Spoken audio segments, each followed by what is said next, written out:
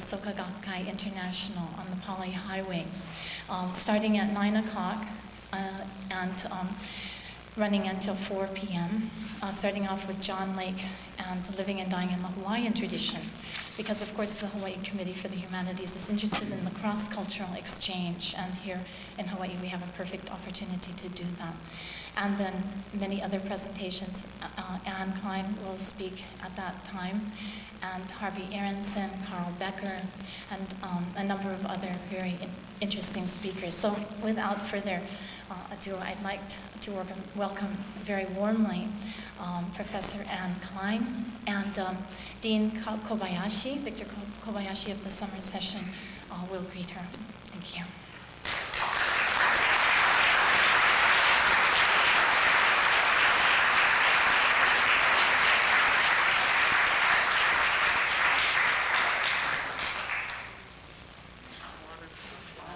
Flowers, good combination. Thank you.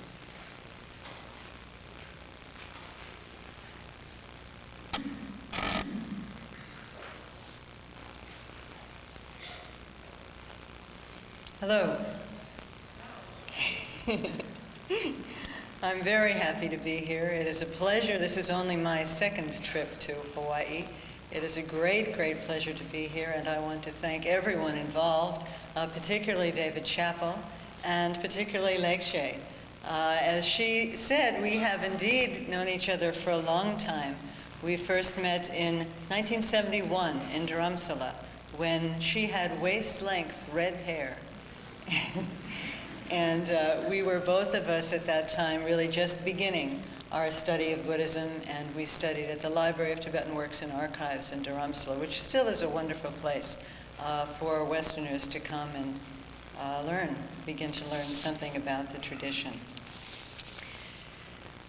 When I knew I was coming here not too long ago,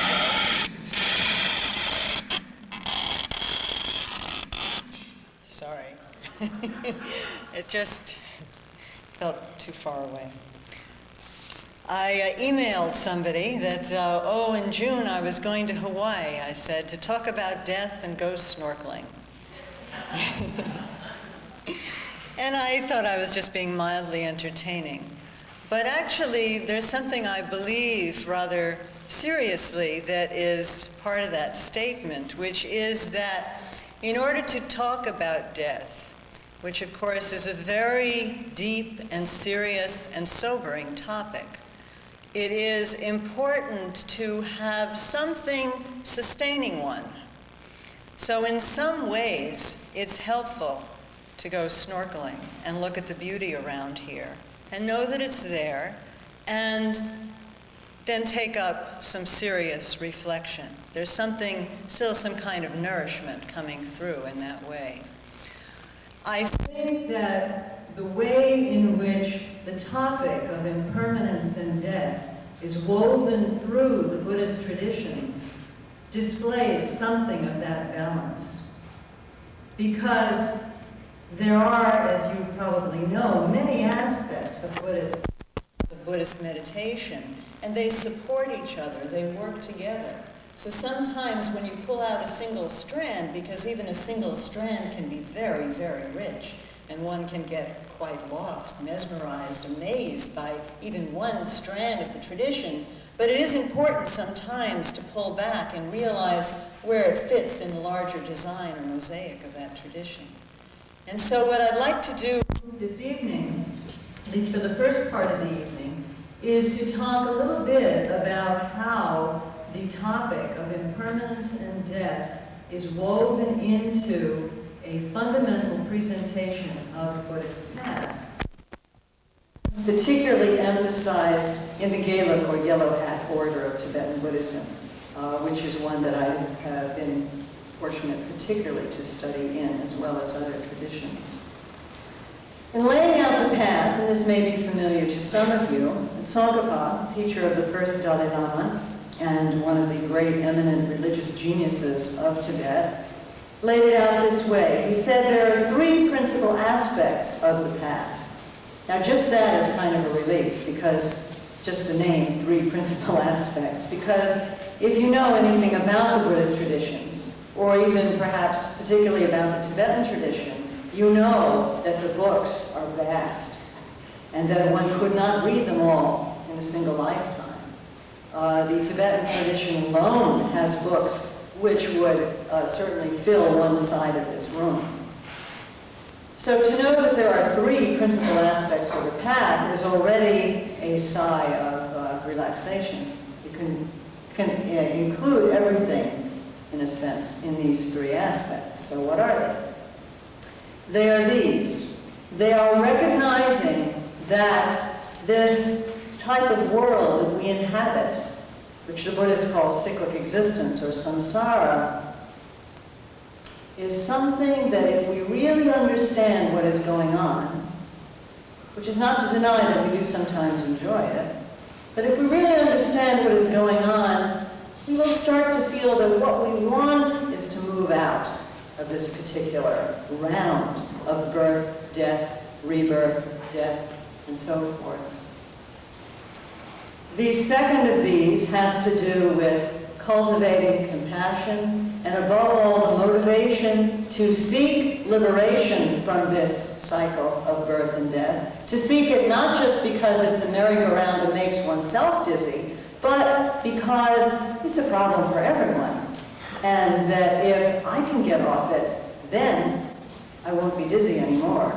And because dizzy people have trouble helping each other, we all fall. If I can get off it, I have some stable situation from which I can help others get off it also. And with that motivation, I practice.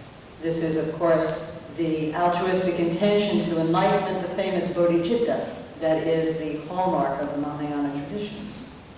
And thirdly, wisdom. Wisdom understanding the way things really are, their nature as selfless, primordially pure, empty, spontaneous. All of these words are used in different traditions to describe the way things really are, and also to suggest that we don't yet quite understand how they really are. Now, the business of understanding impermanence and death, I want to suggest this evening, has an important role to play in all of these three principal aspects. It's not a topic that is isolated, therefore, from the development of love and compassion. That's perhaps my most important point tonight. To juxtapose and see how deeply interwoven are the issues of understanding impermanence and death with the cultivation of love and compassion, as well as the other bodhisattva activities. And of course, also, it participates in wisdom, because to understand the way things are, at the very least, one has to understand that they are impermanent.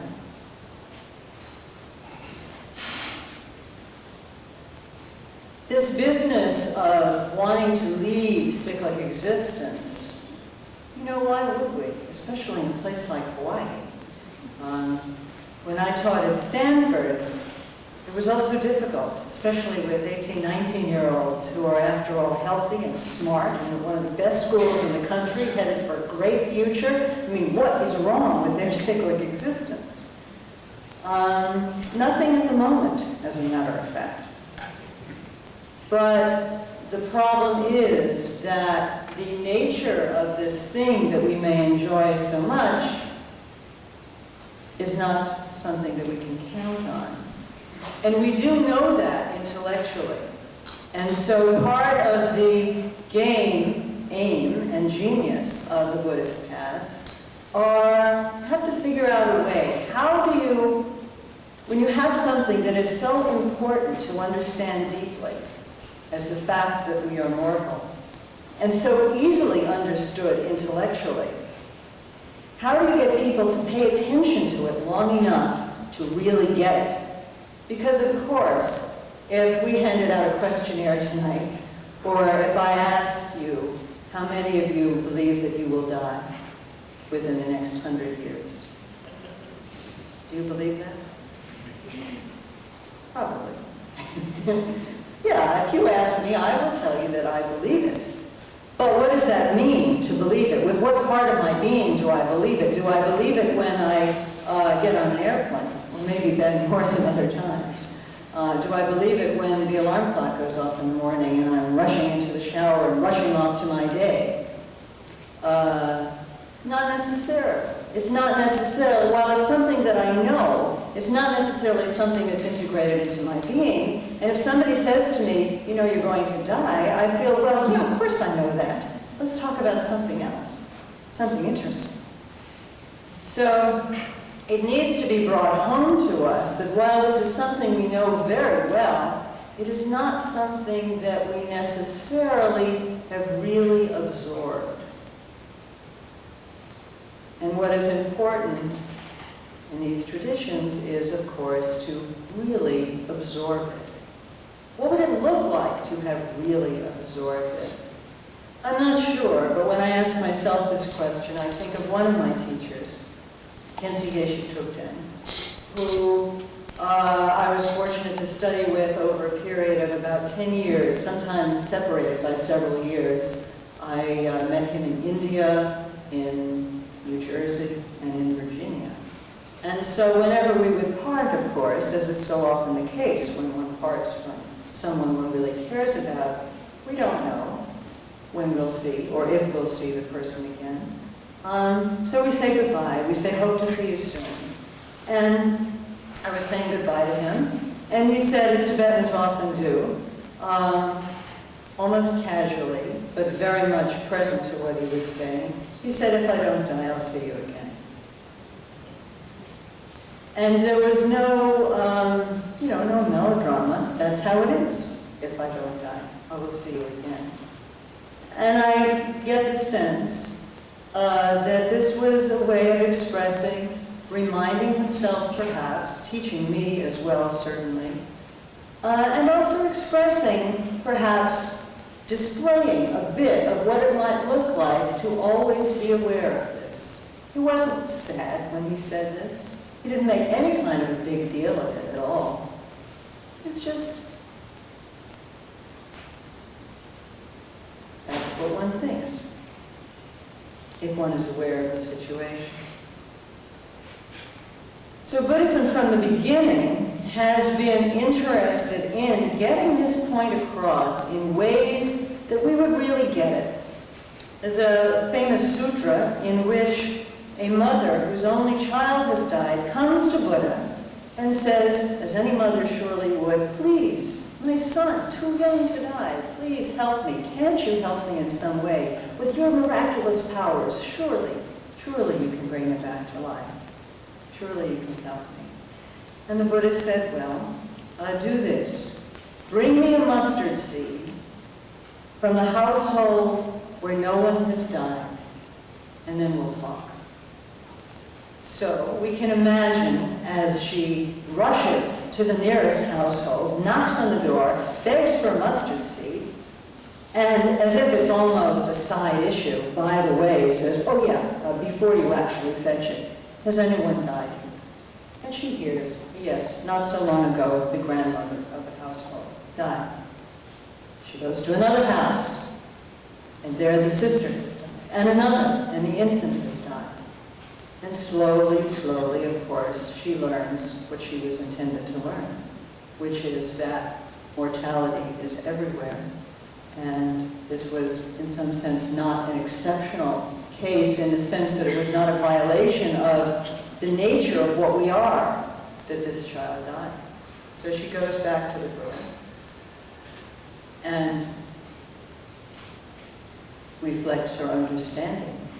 And that was his gift to her, and in a sense, the tradition's gift to us as well, to have a way of reflecting on this. So to think about the reasons for wanting to leave cyclic existence, obviously impermanence and death is a big part of it. If things are going okay and we can hold on to that, fine, no problem. But things are, even if they are okay, we cannot hold on to them. There is a big problem. The more precious something is, the more we have to lose. So that to understand death and impermanence, death being a particularly dramatic manifestation of the principle of impermanence, which is, after all, one of the characteristics of all things that have been produced are impermanent. If something has arisen in dependence on causes, sooner or later the causes which contribute to its continued existence will fall apart. So that to understand something about this can truly change one's way of understanding one's place in the universe, one's very place in the universe.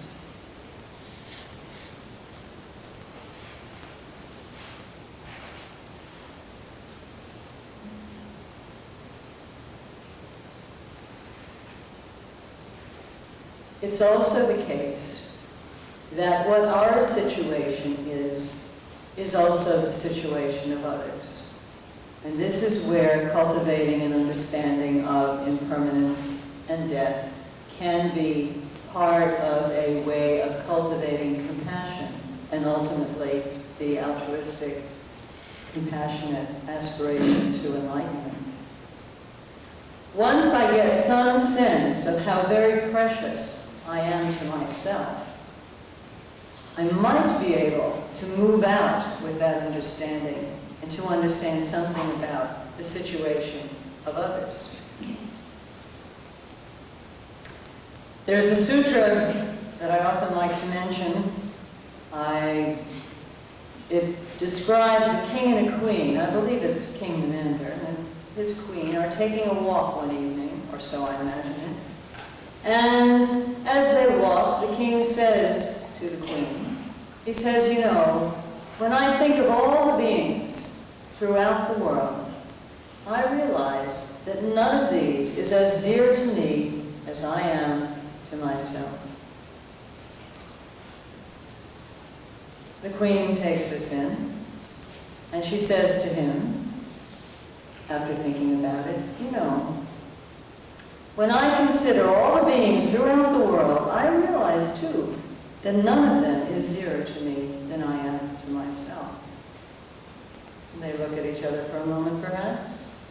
Is this a good way to feel? Am I supposed to feel this way?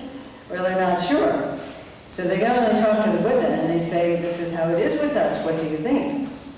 And the Buddha says, because sutras always repeat lines in order to really get the point across, the Buddha says, when I think of all the beings there are throughout the world, I realize that none of them is dearer to me than I am to myself. The Buddha said that. The point is that Buddha did say that and didn't stop with that. He goes on to say, so likewise is each to her or himself here. To know this about oneself, to know how precious my life is to myself, and how I value it, I cherish it, these beautiful days, friends, opportunities to study and practice. I mean, it's fantastic. It's very precious. I don't want to lose it. And no doubt,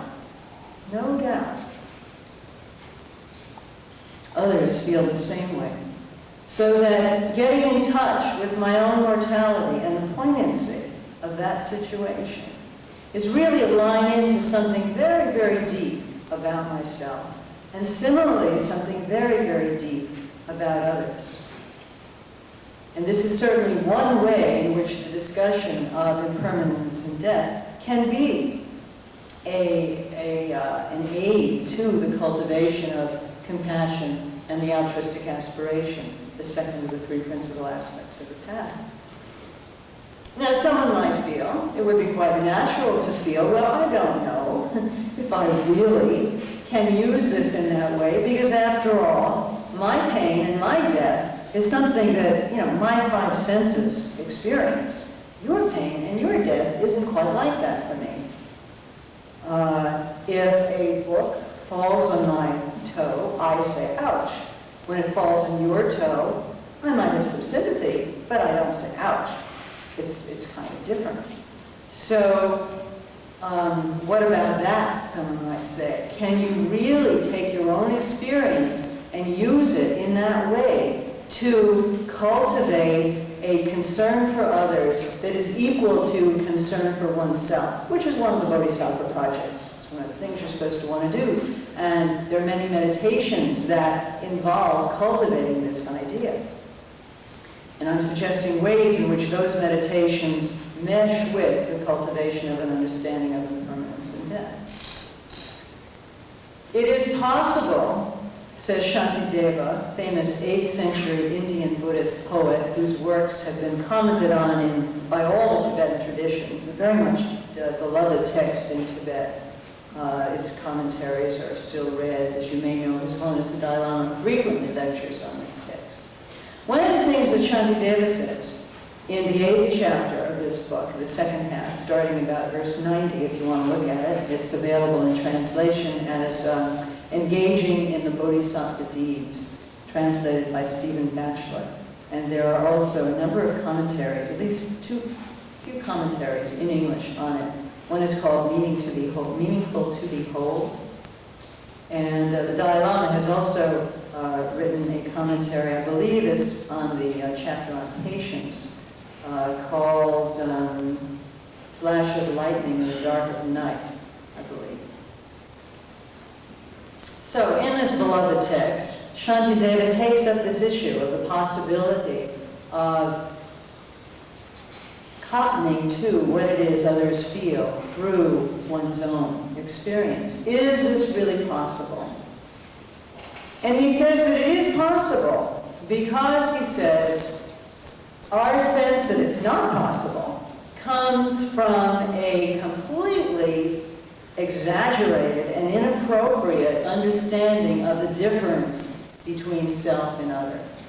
He says we make too big a deal of the kind of abyss or distance that we think parts self from other, as if self and other are much, much more different than they really are.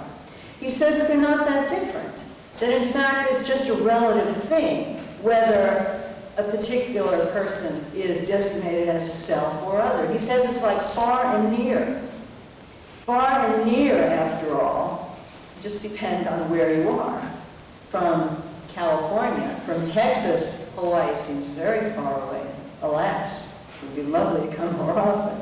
Seems very far away. But of course, arriving, it's right here.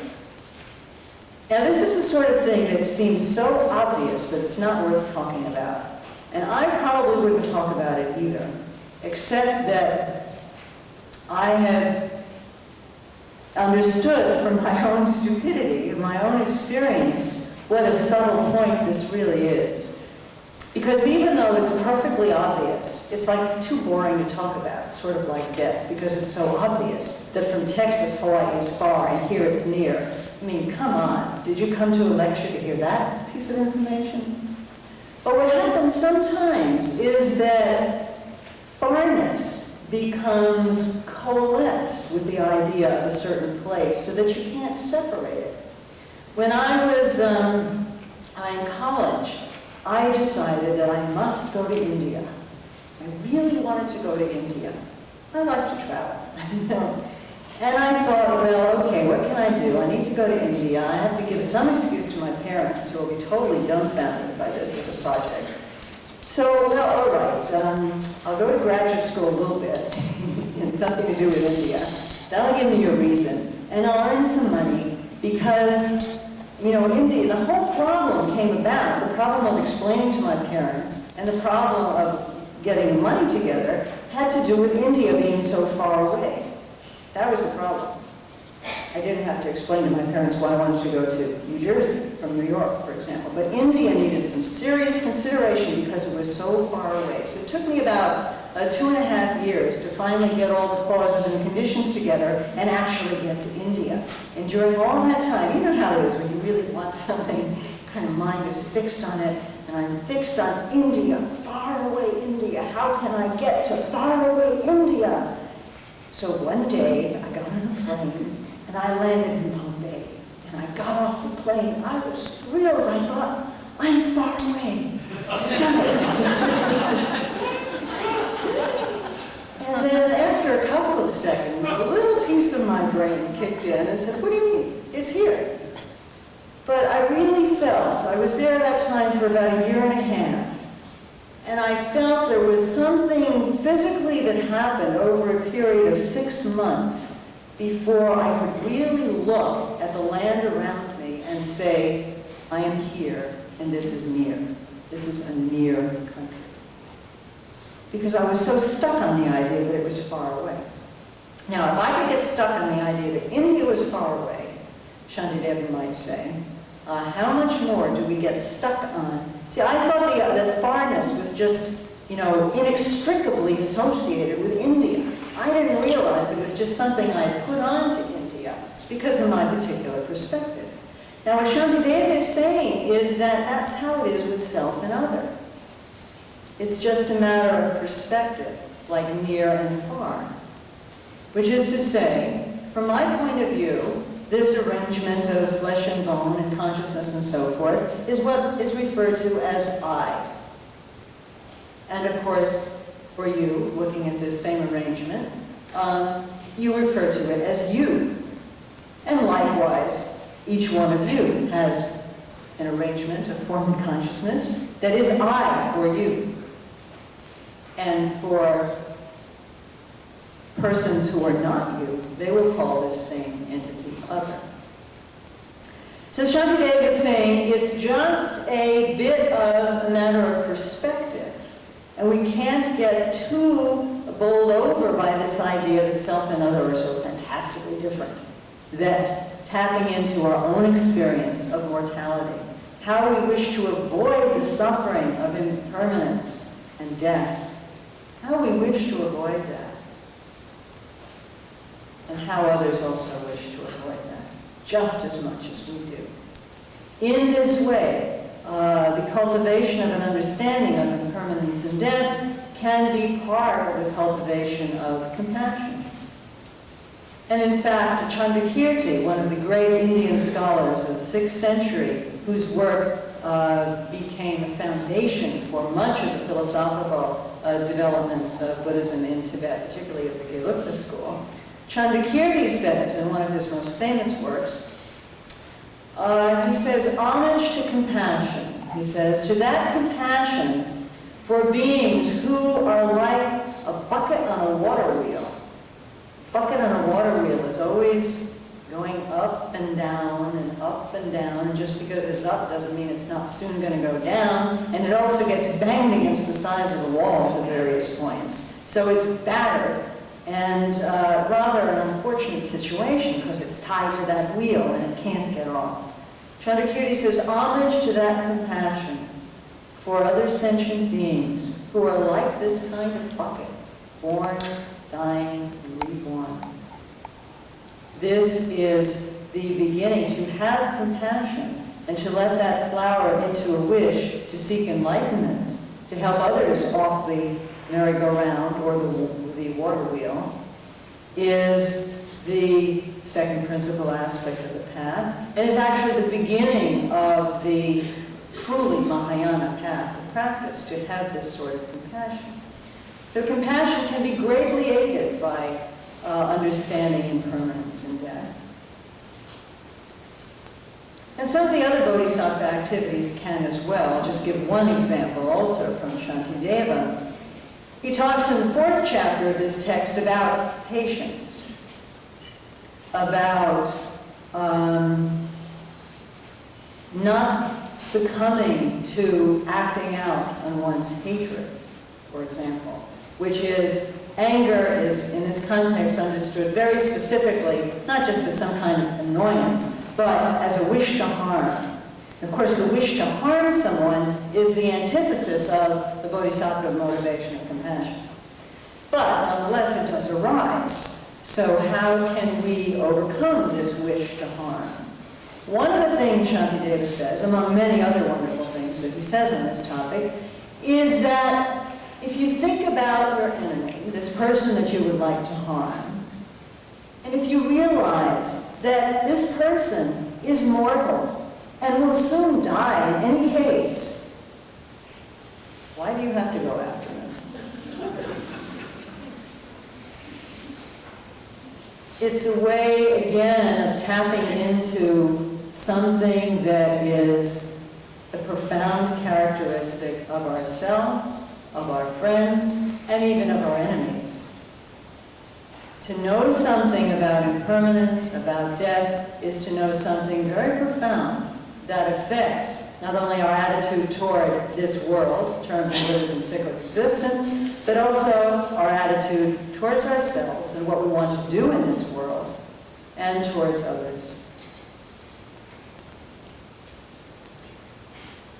Kids Ensemble, another one of my teachers, who is from the Nyingma tradition of Buddhism, and who wrote a book called Tantric Practice in Nyingma, said this in that book about the wonders of understanding impermanence and death. He said, of all the animals in the forest, the elephant leaves the largest footprint.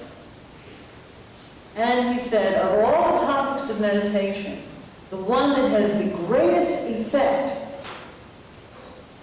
is meditation on impermanence and death. Through meditation on impermanence and death, one can come to understand something that is deeply true about oneself and the universe. One can, he said, even be released into the purity of one's own mind. One can get down to something that is very much at the core of how things really are, the nature of reality, all those topics which are part of the cultivation of wisdom, the third of the three principal aspects of the path. To know something about impermanence as part of one's nature is to really open up one's experience of what one is as a living being. One is a process, after all. We think of ourselves as, sometimes, as somewhat solid digits that, go through different events, kind of like a marble rolling through mud, rolling through sand, but remaining unchanged, always those same colors and shape and so forth. We are not like that. We do change constantly. In fact, one of the main words in Tibetan for person actually means one who is produced, one who is created. So instead of calling ourselves persons, we might call ourselves the produced. And that would be perhaps a reminder of what our situation actually is. Because once we're produced, as I mentioned earlier, everything that depends on causes and conditions can't exist without those causes and conditions. We could not exist without, think about it, virtually infinite series of causes and conditions. Think of your own parents coming together and the various circumstances that might have been involved in that. And their parents coming together and the likelihood of that occurring. Perhaps a missed train, perhaps a particularly lovely red dress, perhaps the music, perhaps who knows what circumstances. And never mind that, but all the causes and conditions that sustain our lives. Again, this is something that we sort of know, but we need a way to be able to focus on it and to think about the fact that independence on causes and conditions is all we've got. That is to say, dependence on causes and conditions is all we've got.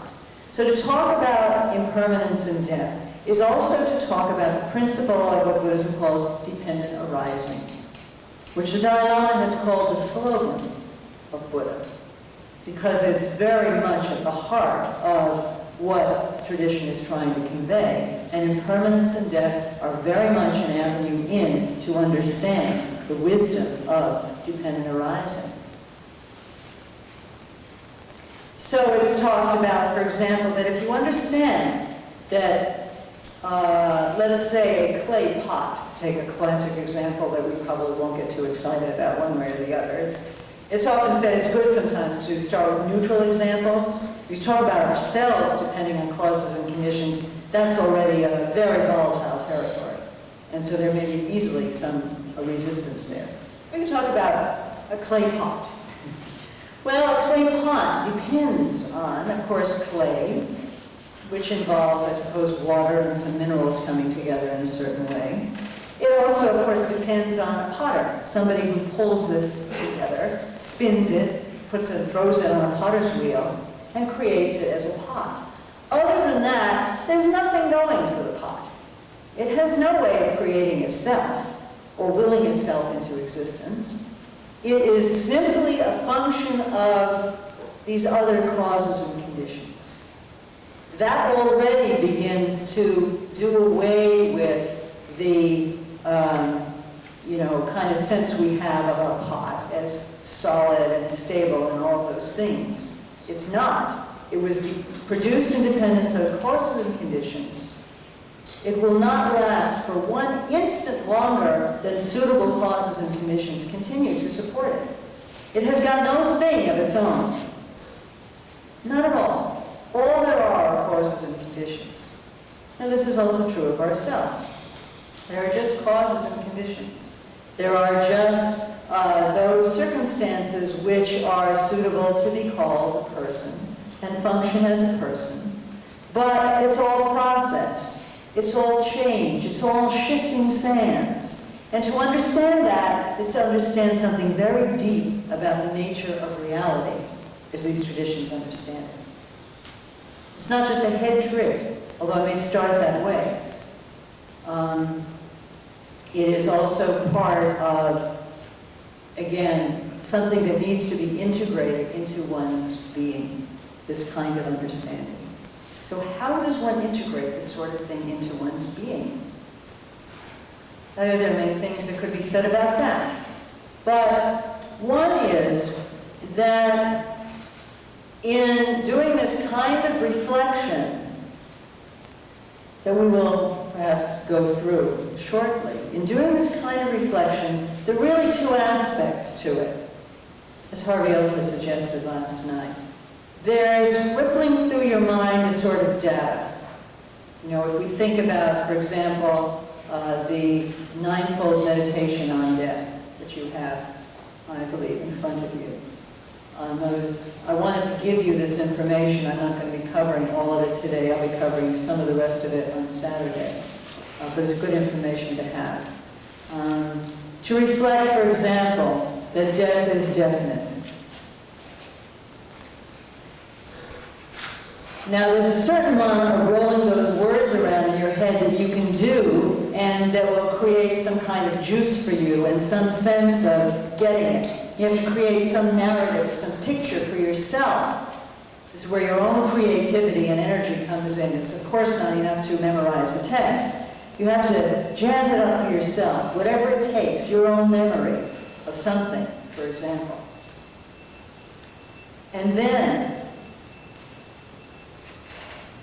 And once you're aware that you have certain responsibility to make these statements meaningful to you, you will naturally search your memories. You will naturally look at your memories in a different way and recognize how they have the power sometimes to alert you to your own experience of impermanence and death.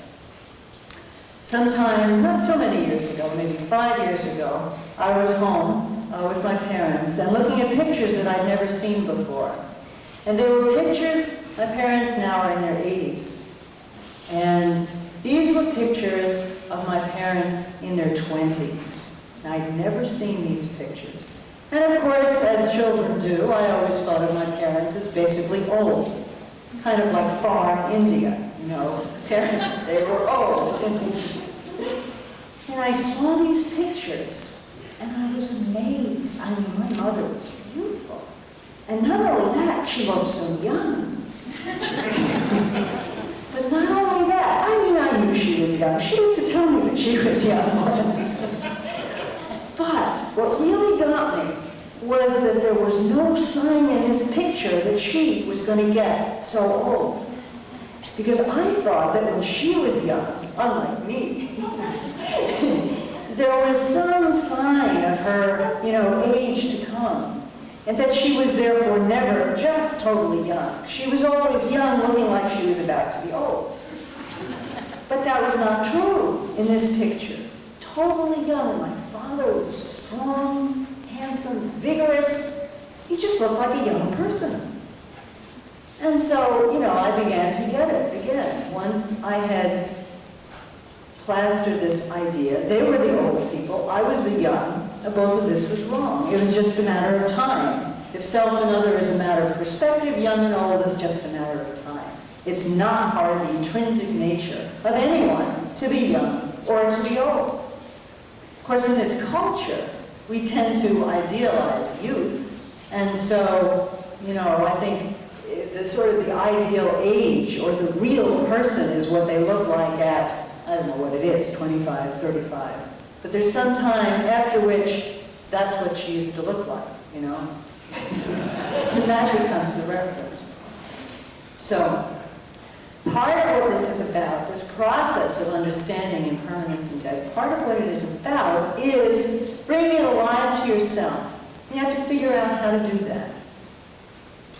Once you do that in meditation, there's another piece to it, because you don't always keep chattering to yourself. A certain amount of chatter can kind of get the understanding burning a little bit. But then when you have it, when you really get it, even briefly, oh, I am going to die. This is going to happen to me. Sometimes there are moments, in tragedy in particular, when we really get this. And that's the time to just stay still and just stay with that understanding. So in this kind of meditation, there is an alternation between what we might call verbalization, which is part of meditation, and just staying with your understanding. Technically, sometimes it's called analytical and stabilizing phases of meditation. And this is what one can do to begin to bring deep into one's being this understanding of impermanence and death. It's not easy. If it were easy, we wouldn't have all these things to say about it. This is part of the process that one can do. And this focused mind or stable mind is also part of the, shall we say, the snorkeling or the beauty or the balance that can keep one sort of alive and dynamic within this reflection on impermanence and death. It's not just a descent into terror, although that can be a piece of it. But it's not just that. It's also understanding that to reflect on impermanence and death can open the heart of love. And that makes it, it gives it a different kind of richness. It's not just about looking at something blank. It's about bursting open some very tightness of oneself into an openness that can be expansive, both as compassion and as wisdom. And this stable, focused mind, which one can rest with on whatever understanding one develops, that is also part of the buoyancy, the dynamism that is part of that practice. So you have these other things going on as well, participating in these other kinds of endeavors while meditating, while doing this meditation. And that is part of why it can be so fully integrated into these other aspects of the Buddhist path.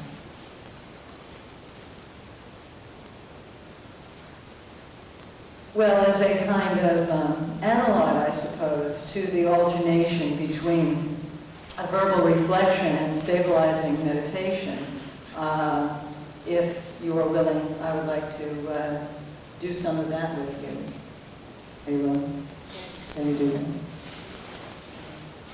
And then after that, we'll have some time for discussion. So stretch a minute if you need to. Get comfortable.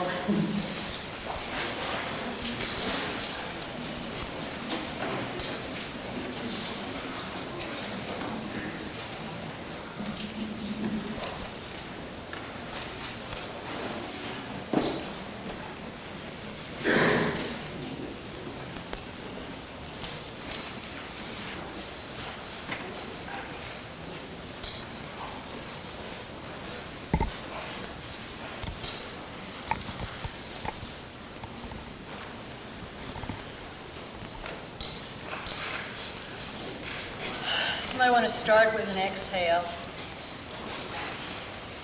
Sitting as straight as you can in those chairs, which are not conducive to sitting straight, I learned last night.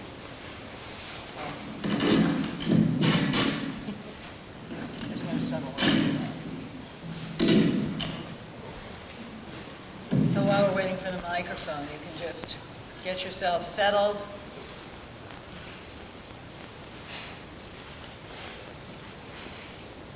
Can you hear me all right?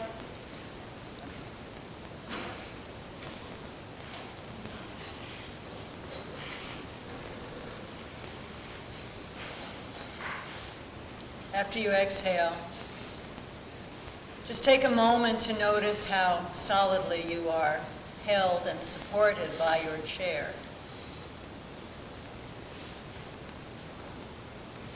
Let your lower back and the bottom of your body relax. Let yourself feel supported by that chair. It will hold you through this meditation. You can relax.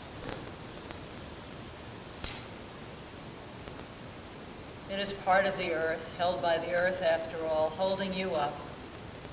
You can relax.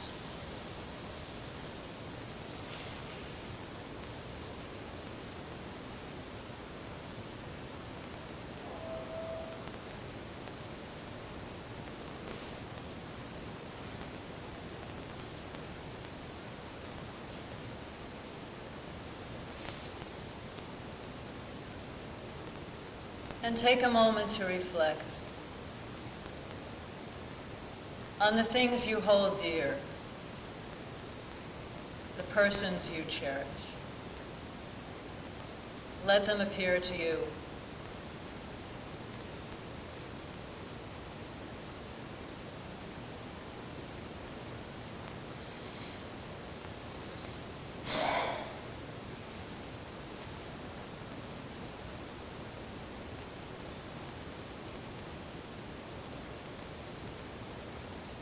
And find a way to acknowledge to yourself how precious they are.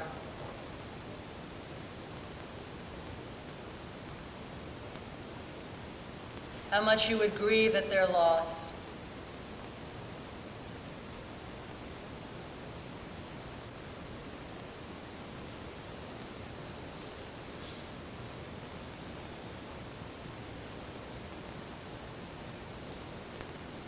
Or at the loss of your own ability to communicate and enjoy.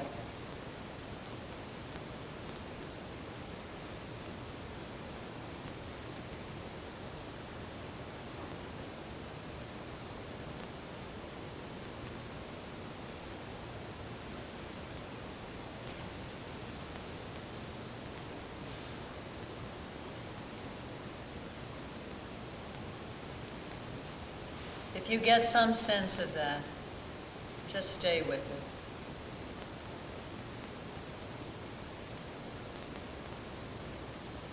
it. If not, keep reflecting until you do.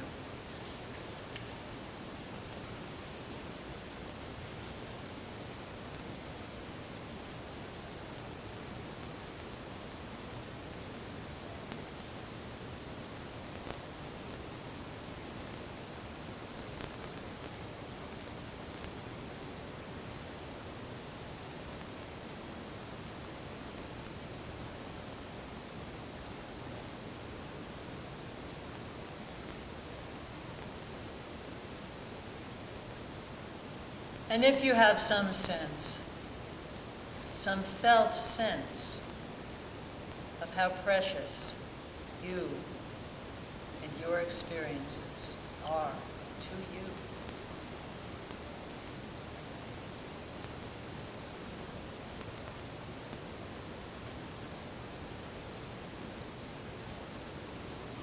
let your mind be open to the person to the right of you.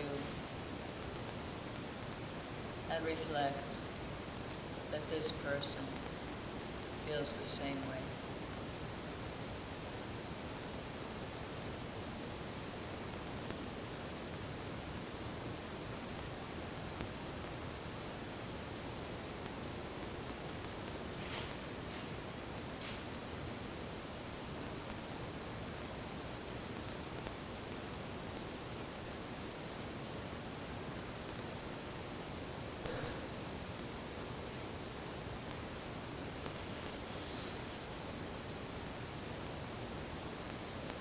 And is it possible to experience, to acknowledge that the person to the left of you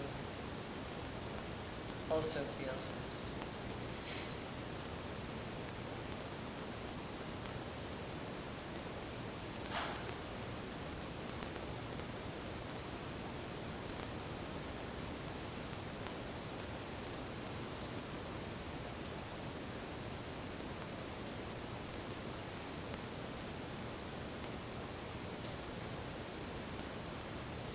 Can you open your mind to include all the persons in this room?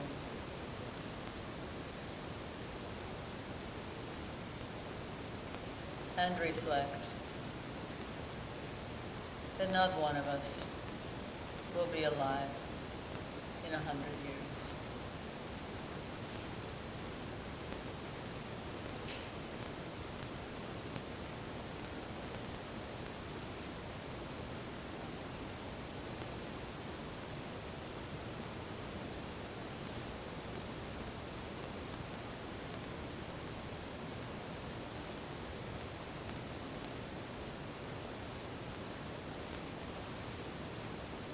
And can you open your mind to the possibility that all the beings on this beautiful island, the human beings, the birds,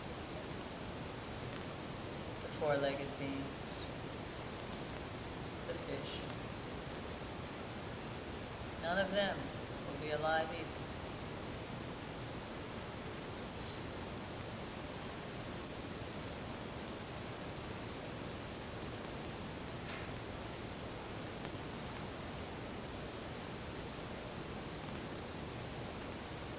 And can you open your mind to expand it?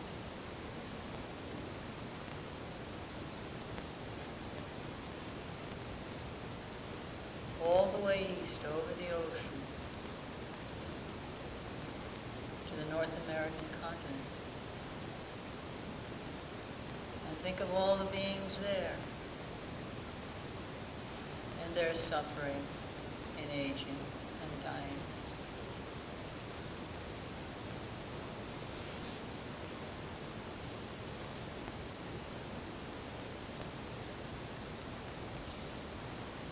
And holding that too, can you expand your mind further west to Japan, Korea, China, the whole Asian landmass,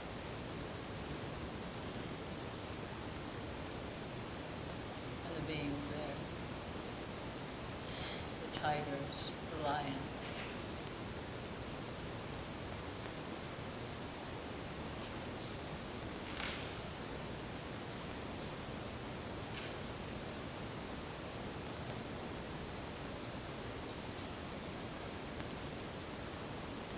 Can you open your mind to include all the globe, South America, Australia, Europe, the two poles?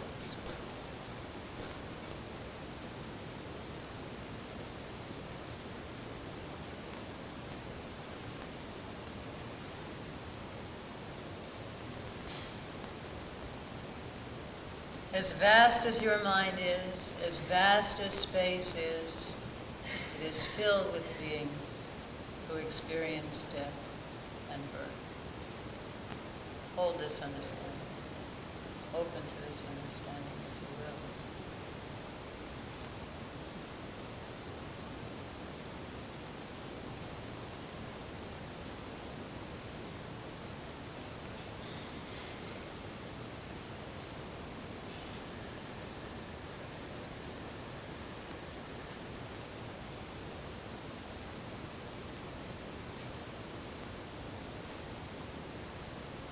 And let this understanding take form, this compassionate understanding of the inevitability of death, the uncertainty of when it will come to us, the importance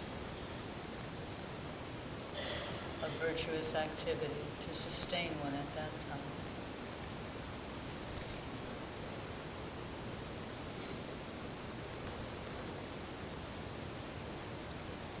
Let this understanding take form, take shape.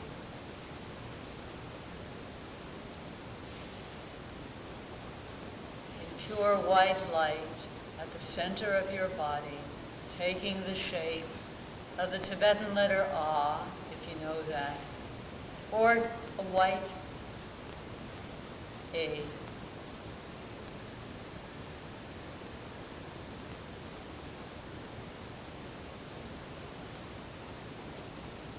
Circled by rainbow light, but don't worry about details. Just know, just feel that your understanding, this compassionate understanding of these last few minutes, and perhaps before, take shape now in this way.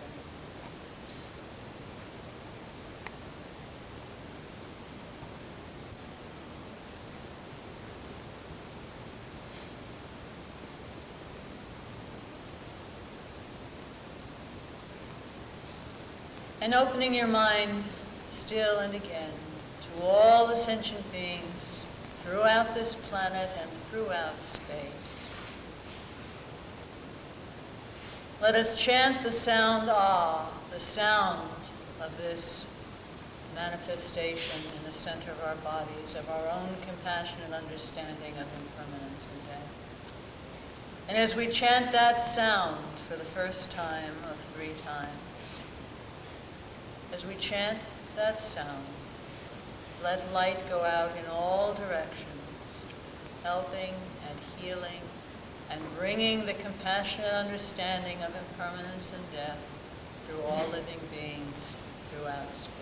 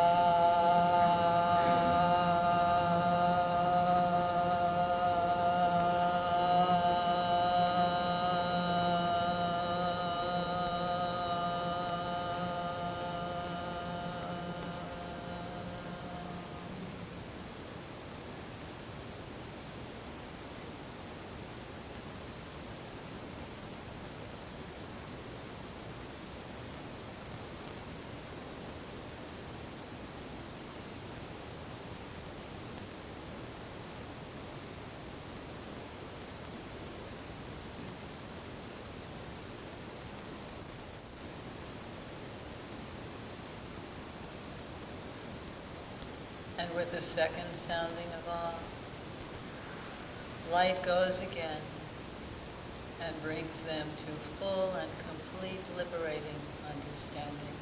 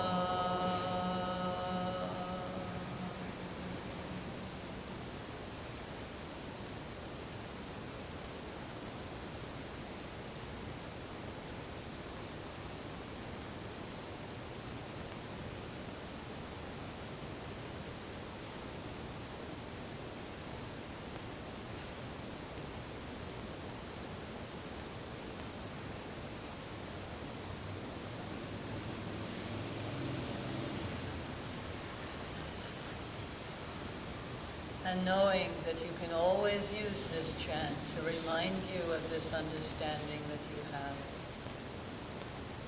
Once more, we sound and the rays go out.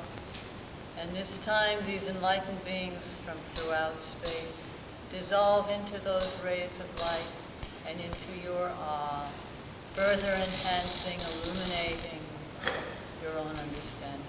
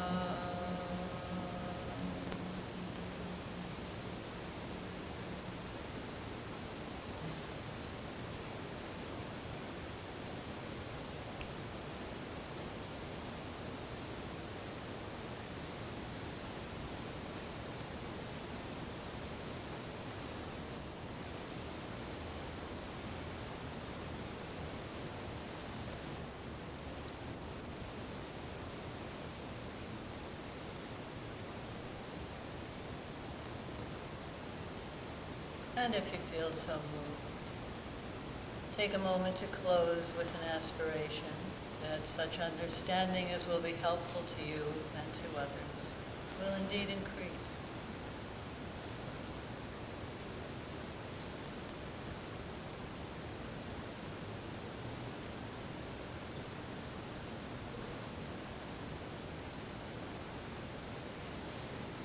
And when you're ready, come back.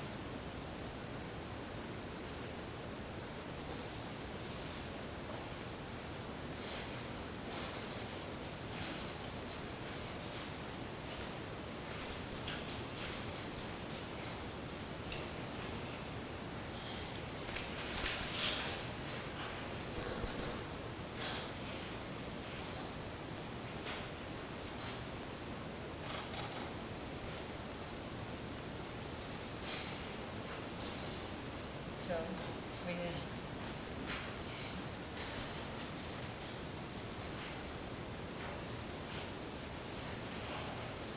you can also use the ah like that at the very beginning of the session, because it's a nice and simple way just to tune into some, place of quiet in yourself. So having had that quiet, we can go back. Do you have some conversation? Some questions? Some answers? What? Oh.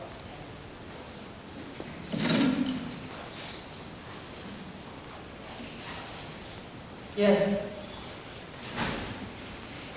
By extending the analogy we're presenting out, perspective, self, and other, old and young, far and near.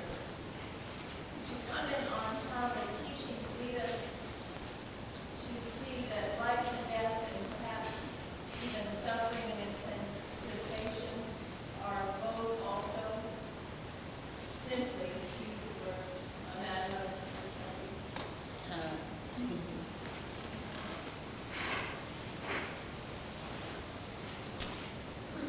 Well, it's a very interesting proposition. It's certainly true. I'll just reflect out loud for a moment. I don't know if we'll come to an answer or anything like that. It's certainly true that life and death, suffering and happiness very much participate in who we are. And we are processes that move through situations that get both of those labels. I mean, there are situations where one person's happiness is another person's suffering. And in that sense, I guess I'm trying to find a way to say two things which seem contradictory.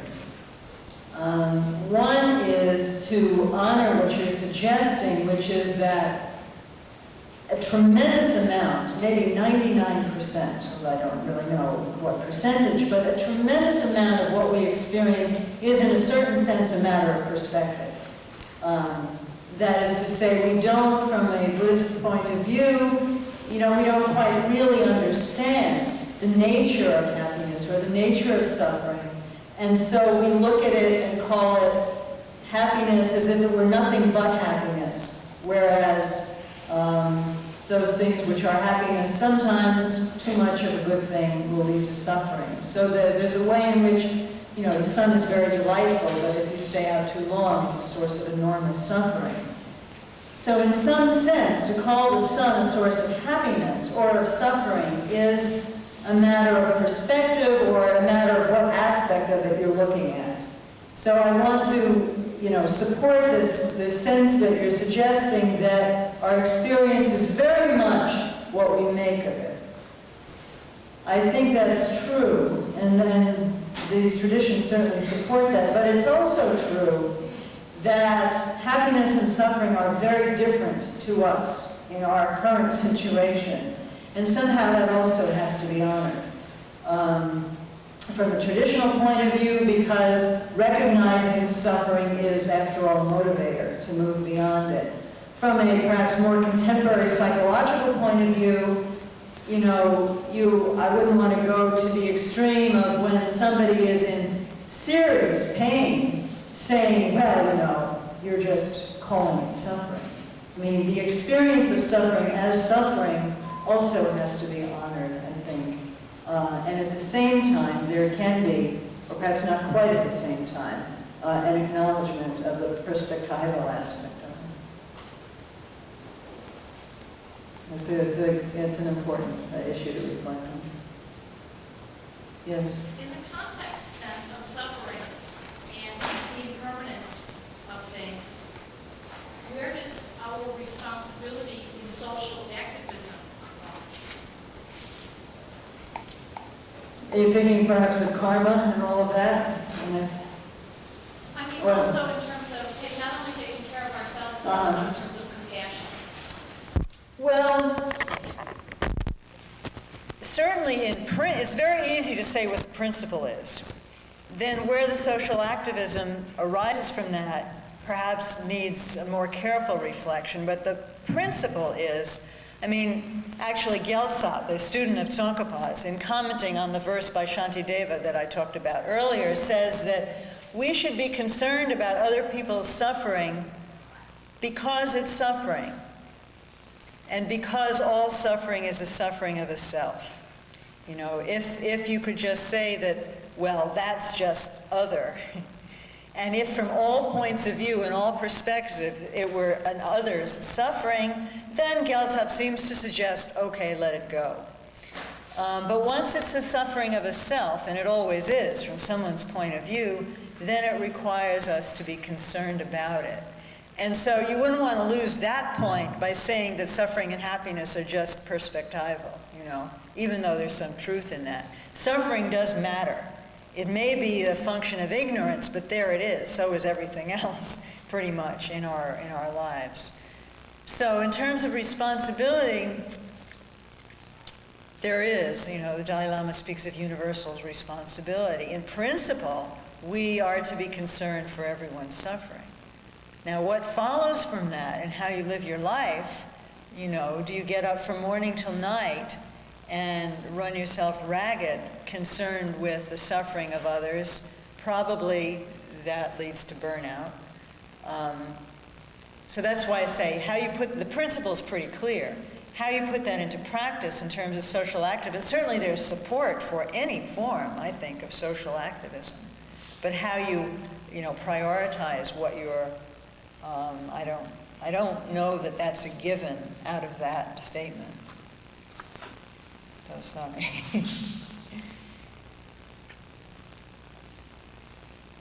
Anything else? Yes?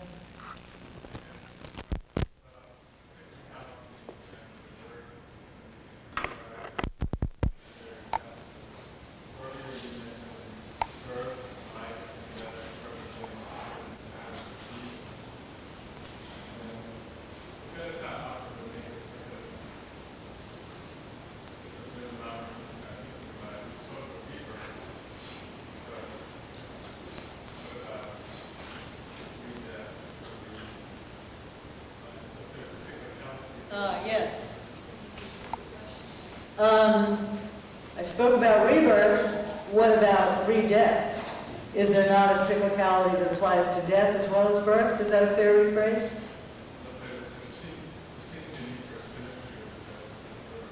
Perhaps in the way I spoke of it, since somehow re-death hasn't made it into our vocabulary, but you're absolutely right. You're absolutely right. That is what it is. Just as in this the worldview, there's no first birth, there's no first death. And in fact, you may be really onto something in that somehow we'd be willing to talk about rebirth, because in this culture, we have the idea that that's a good thing. We get to do it all again, we think. But who wants to think about re-death? So, I think your suggestion that there's something funny about the way we think about that is correct, because birth happens just as much as death does, and it's just as much a part of the repetitive process. Did you want to take that any further? Or was that okay? But that's absolutely on the money. Ben? Yes.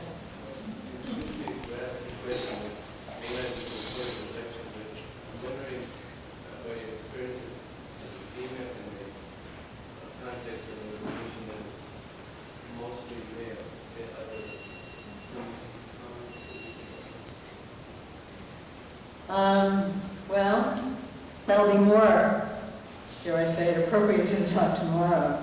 But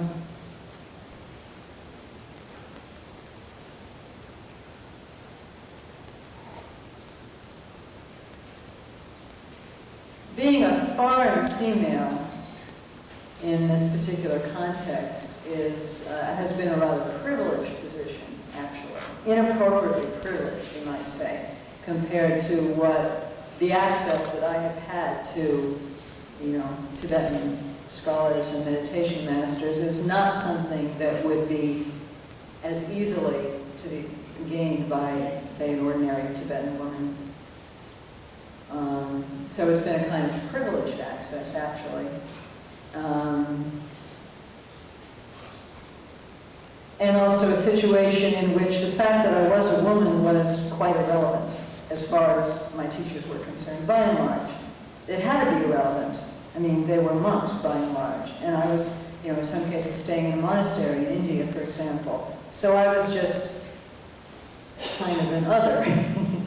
Not a monk, not a Tibetan, but a kind of visiting scholar, something like that.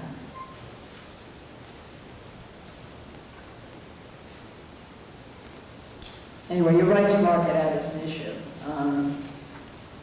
I'll just at this point say that in some ways it was a situation of great privilege, but also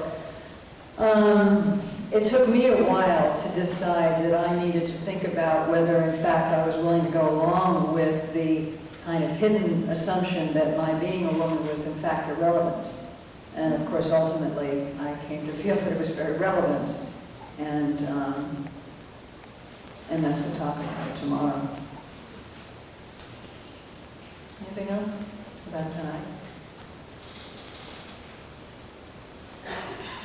Anything about the meditation that we did, short though it was?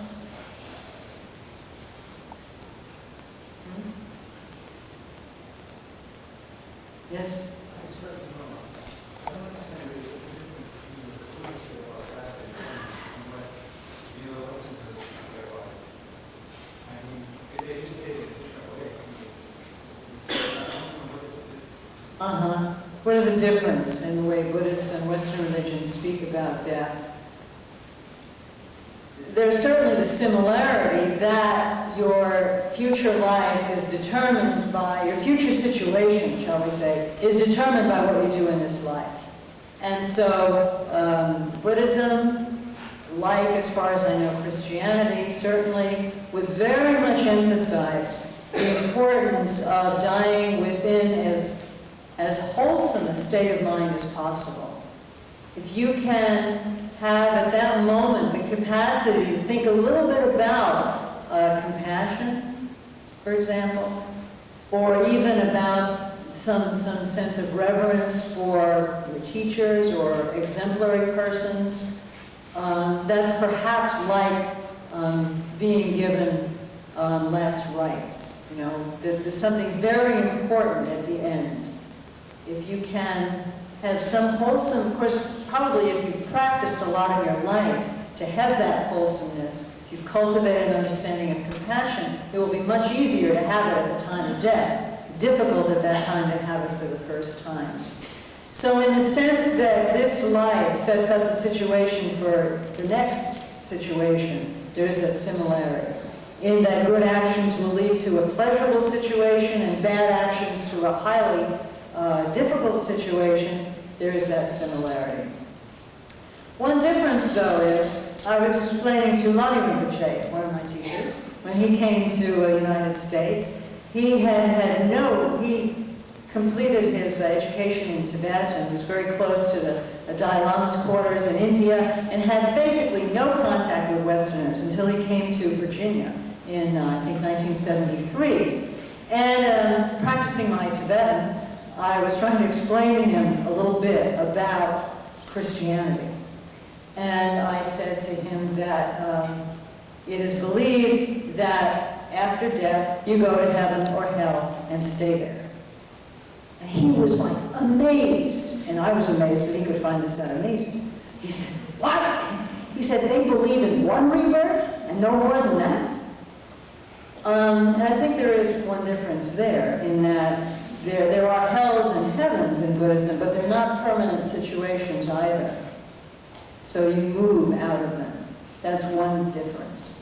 Another huge difference, which is what I'm going to talk about on Saturday, is the belief that you can actually use the process of death as a way of understanding something that is very deep about mind.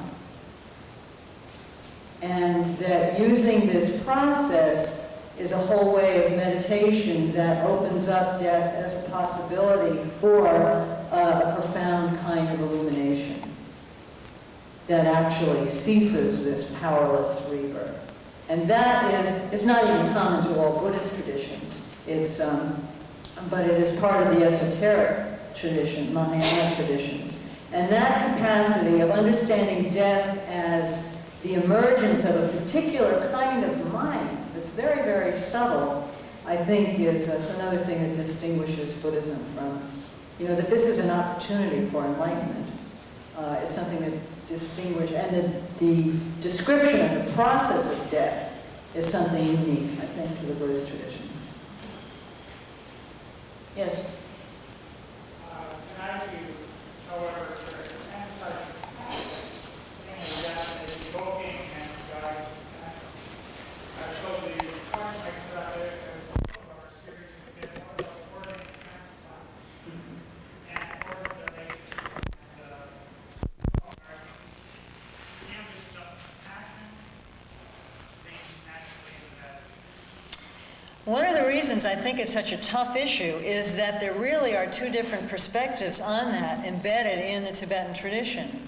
We had an opportunity once at Geshe Wangyal's monastery in New Jersey to have, it was a conference with Western medical doctors and the Tibetan monks who were there. And we were on this topic as well. Well, what about it?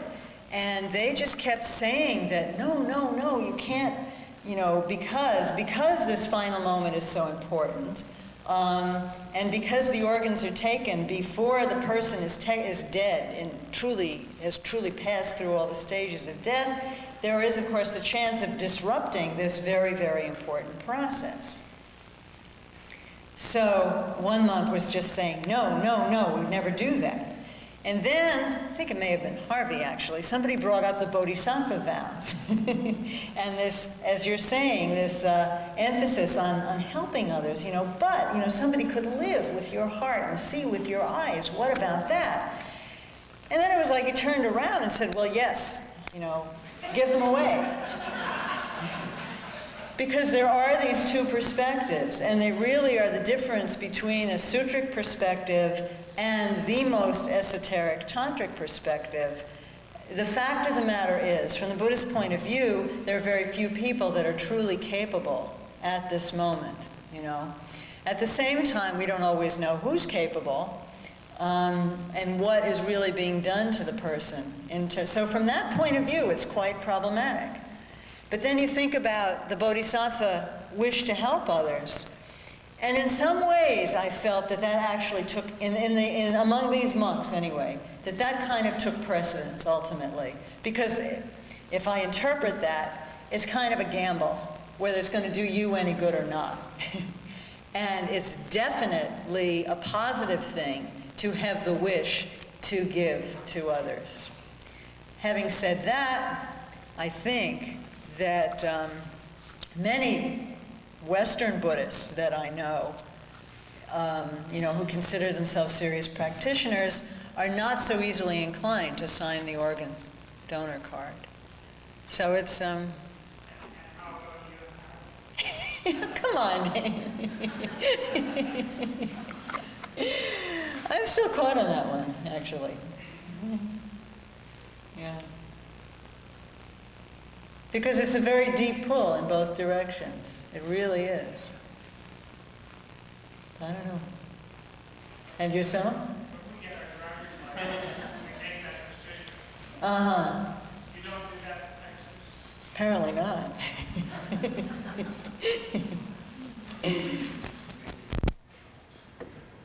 Yes. We're going to see a film.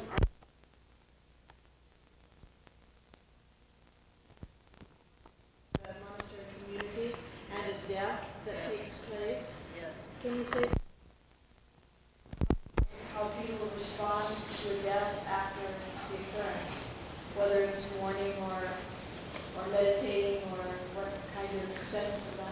So this is one of the topics also for Saturday for me, but in brief, I think the two most important things as I hear Tibetans talk about this is, again, to encourage the person to have some virtuous thought at the time of death and give them as much peace and space as possible.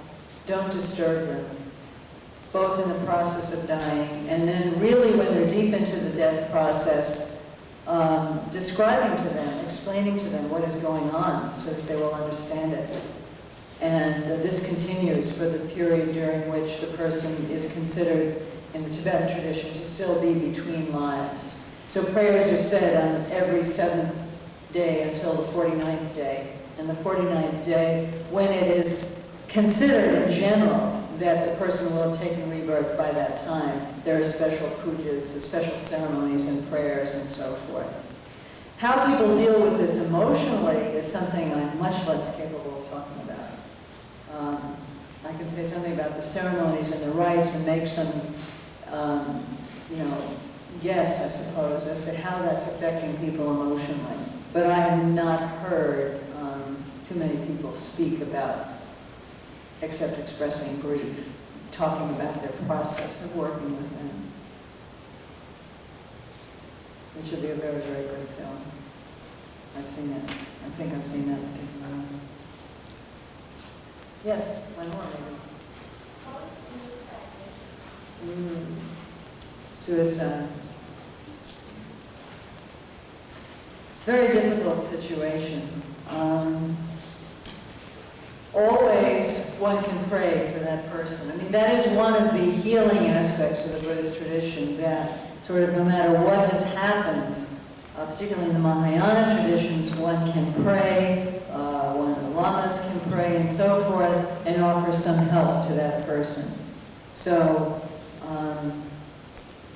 I think that's the thing to emphasize if the suicide has already taken place. If it has not, it's important to consider for the person themselves that since the state of mind in which one dies is significant, it would be preferable not to die in a highly distressed state of mind. And beyond that, in the context of rebirth and re-death, there is certainly very strongly emphasized the rarity of a human birth. It's considered a great privilege and a very rare thing. And so to throw that away is certainly strongly discouraged. Did you want to go somewhere else with that?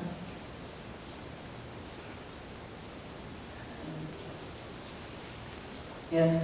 It's a great privilege. Why is it so important to get off of the cycle?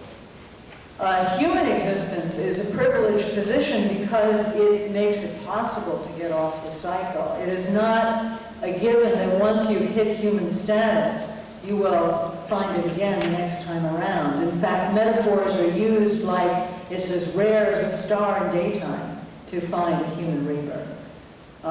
It's as rare as if a blind turtle surfaces once every 100 years from the bottom of an ocean and there's some yolk, some golden thing floating around, buffeted by winds on the surface of the ocean. How often is that turtle going to happen, this blind turtle, going to happen to stick its neck through that yolk that's swirling about on the surface of the ocean?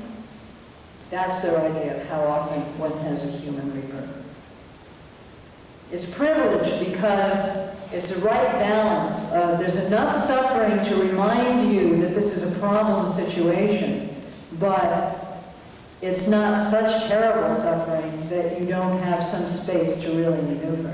If you're too happy, as Hari was talking last night, if we're too happy, why think about getting off the wheel?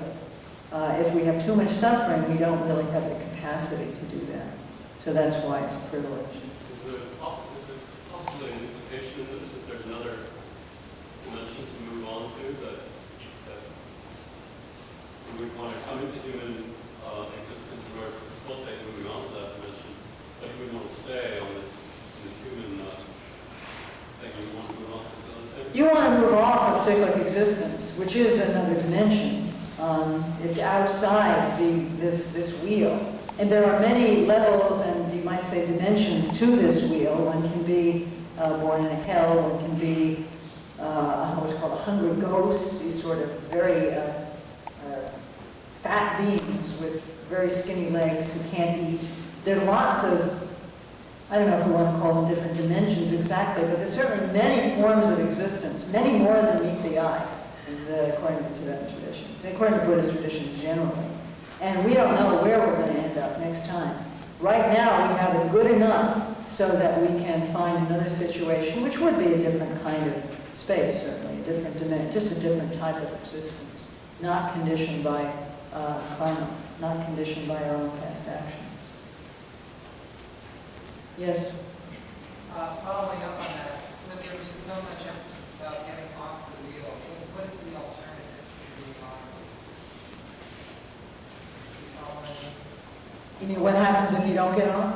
No, what happens when you do get off? Oh, if you get off. Then you have the power. I mean, that's what Buddhists call enlightenment, liberation. Then you have the power to alleviate other people's suffering. And that's the real prize that is sought. Secondarily, you're free from suffering yourself. This is the achievement of nirvana, as it's called, which is translated into Tibetan literally as a passage beyond suffering. Passage beyond your own suffering, for sure. And they're tremendous, according to Mahayana, as particularly perhaps as talked about in the Tibetan traditions, there's an enormous amount of compassionately motivated power associated with enlightenment. So being free from being tied to this wheel means one can go anywhere and do anything. I mean, enlightened beings are considered those who can appear in any way to be helpful. They have kind of magic powers, you know. They can appear in 100 different places at once, for example. Yeah. So does that mean that one would carry on then as an entity of permanent existence? One definitely would carry on. And this is the perhaps hallmark of the Mahayana traditions, the claim that being enlightened means you are more engaged, you are more effectively engaged in what's going on in the world. The image of the lotus, very much like what we're familiar with the phrase of being in the world but not of it. The bodhisattvas and the Buddhas, they participate by teaching, by helping in any way they can, actually, other living beings. But they themselves are not affected by powerless dying and rebirth. They get to choose where they're reborn. They get to select. For example, the Dalai Lama is considered to be an emanation of Avalokiteshvara, special relationship with the Tibetan people, choosing to be reborn in such and such a way because it will be maximally helpful. So yes, they do continue. Now, this word permanent entity, then is fighting words for Buddhism. They need, in fact, one of the criticisms of Mahayana Buddhists by Theravada is that actually they're much too attached to existing. And the claim that one continues to be active and exist in this way after enlightenment is just a display of an erroneous attachment to self. Because there are other traditions, the Theravada tradition, which does not describe nirvana in this way and thinks it's quite wrong. Mahayana feels that if you understand the nature of the mind, you understand that it cannot stop. Nothing stops it. Either it goes on in cyclic existence, or it goes on in this enlightened way. They don't exactly call it permanent, though. However, the situation with us is that one moment can be quite different from the next. The situation from an enlightened being is that the same kind of compassionate wisdom mind continues one moment after the other. Yes?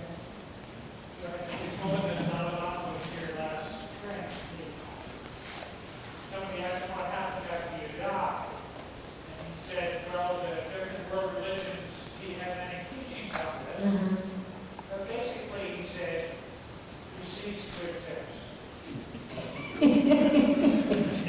It's not what he told me.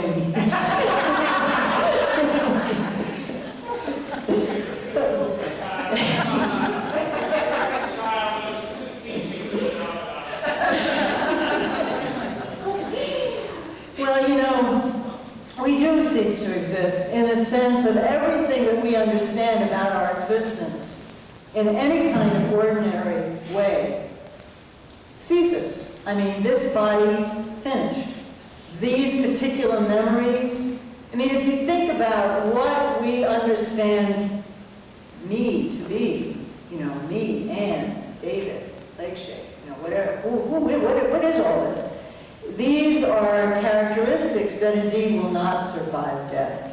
So I would say that that perhaps holiness was emphasizing that in every way that we ordinarily understand our existence now, that does cease. And that is very, in fact, important to understand. And that one can leap a little too quickly, perhaps, into, oh, well, we're going to continue. Or, well, yeah, we're going to continue, but that's like saying, I don't know, a bubble continues when it bursts because whatever the stuff of a bubble is, the soap falls to the ground and gets soaked up in the earth. There is a sense in which it's continuing, but the bubble is gone. And if you really, you know, we need to come to grips with the fact that the bubble is gone. And so we need to come to grips with the I, as I understand it, is going to go. And there is a time, I think that's partly why, well, I don't know if that's partly why, but there's certainly in these meditations a tremendous emphasis on just that. You know, you don't say to yourself, death is definite, but the time of death is indefinite, but it doesn't matter because I'll continue to exist. You have to really get that I, in every way that I really, you know, in my day-to-day life understand that's going to be gone. And I have to come to grips with that. And I can't leap too quickly into this idea that rebirth is somehow going to continue. Because what continues is not something that I'm even in touch with at this time. And that's part of what comes out in the discussion of what the process of death involves. It becomes very clear that all those things that I'm identifying with now, that's not what happens. So I think perhaps this one wanted to make that point. Not that I could in any way, yes. But that's how I would understand it anyway.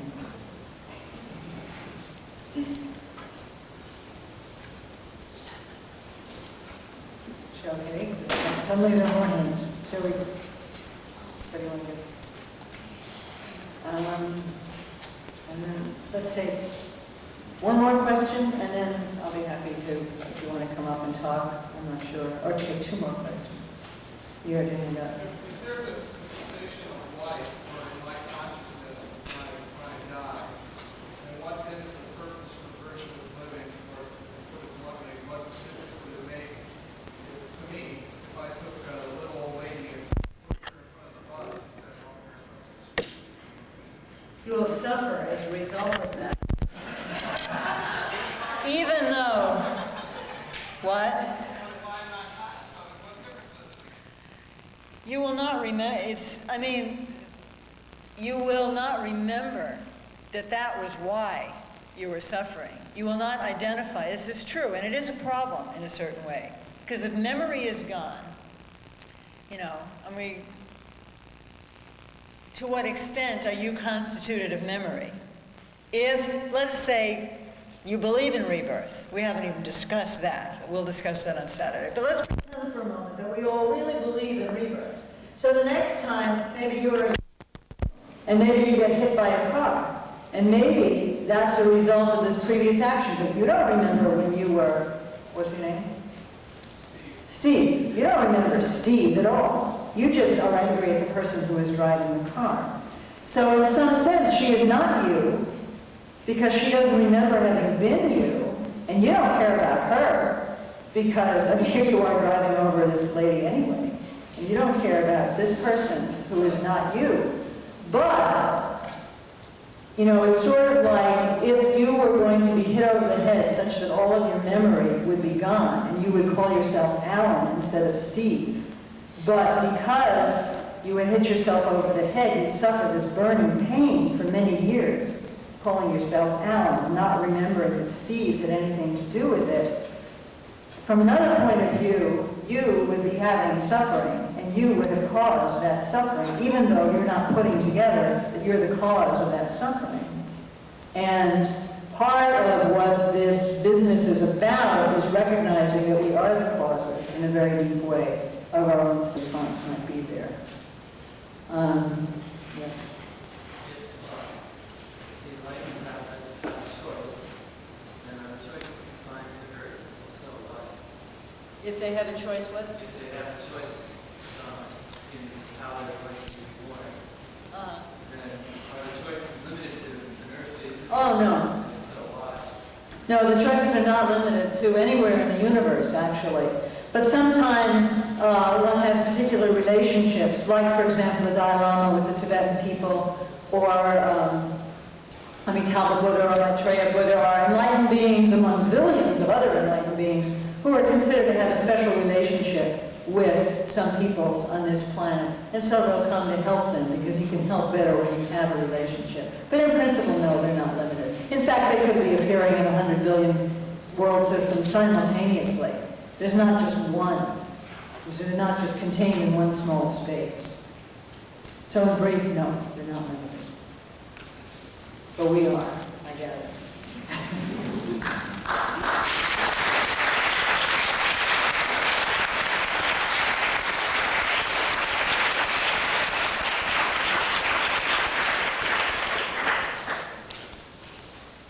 Well, having learned that all things, all composite things are indeed impermanent, I guess we're going to have to come to grips with the fact that the evening is running late.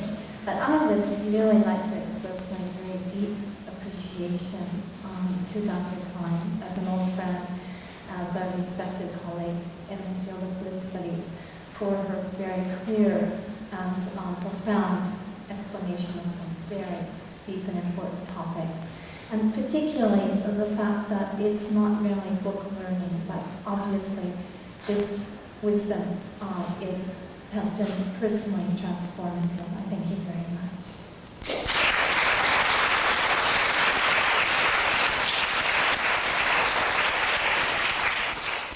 If I may ask you to please return the evaluation forms and warmly invite you to the upcoming programs.